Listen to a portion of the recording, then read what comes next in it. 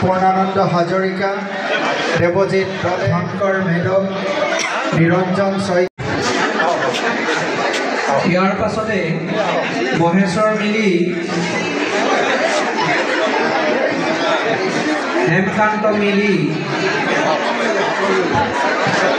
লক্ষীনাৰায়ণ মিলি,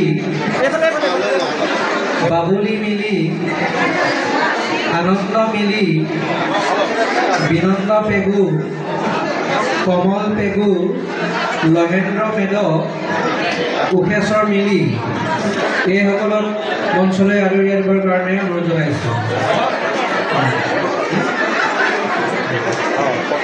ইয়াৰ পাছতে জয়ন্ত দত্ত,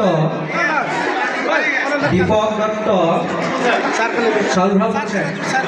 চালভা পঞ্চায়তৰ জয়ন্ত দত্ত, দীপক দত্ত। কৰা নকৰা বুলি কথা নাথাকে, কাৰণ কিন্তু আজি যি দেখিছোঁ কংগ্ৰেছ দলৰ কিছু একো নীতি আদৰ্শ নথকা নিচিনাই হৈ গৈছে। মানুহৰ মাজত কোনো কাৰ্যকৰী নাই, কোনো দলীয় কৰ্মীৰ লগত যদি যোগসূত্ৰটো নাথাকে তেতিয়াহ'লে কেনেকৈ মানে সমষ্টি দখল কৰিব।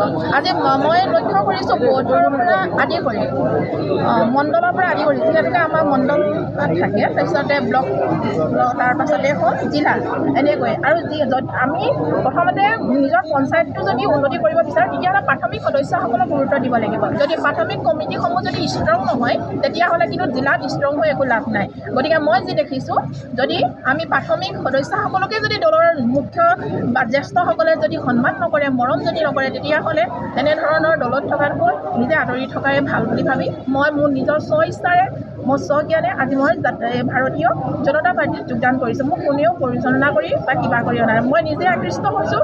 আৰু ৰাইজৰ উন্নতি মানে নিজৰ ঘৰ উন্নতি, সংসাৰ উন্নতি। গতিকে সকলোৱে উন্নতি কামনা কৰিছোঁ। আৰু ভাৰতীয় জনতা পাৰ্টী আৰু দীৰ্ঘায়ু হওক হিমন্ত বিশ্ব শৰ্মাৰ লগতে আমাৰ সকলোৰে মৰমৰ নৱদলে দলে ডাঙৰীয়াৰ মানে তেওঁ শক্তি আৰু দুগুণ বাহক ভগৱানৰ ওচৰত তাকে প্ৰাৰ্থনা কৰিছোঁ। ধন্যবাদ। দিব দেই।